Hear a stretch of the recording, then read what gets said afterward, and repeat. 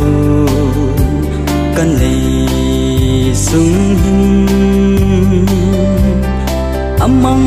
thái đinh lâu pina hâu na ho lệ van ngồi nộp xa na cái hình khô hi su bôi ta bôi nhẹ vang nôi hình bôi pi đình tâm dòng lệ baka kin bolin bôi zo nhẹ amang thai sa ke ma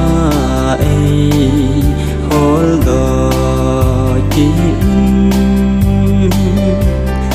il pa sim zo lâu ai bo pi ta si ka pa kai chu cái hình khô hình sạch rồi lê ta nghe vang nôi hình bôi pi đình tâm dòng lệ baka kin bolin bôi zo nhẹ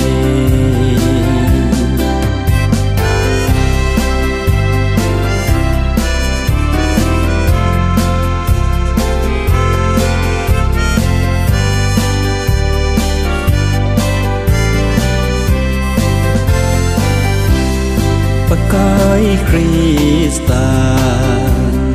thì sân na hát đầm trắng kinh hình na thu khôn băng nhìn đông xa nhẹ nhẹ van nôi gầm tin na xây rồi lê nhẹ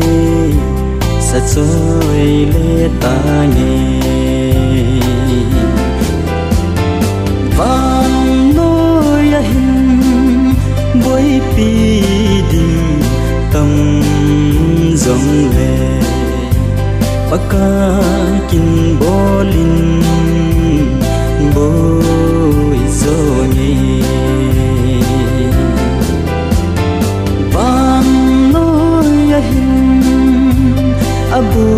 abui tâm dòng lệ gospel kin bo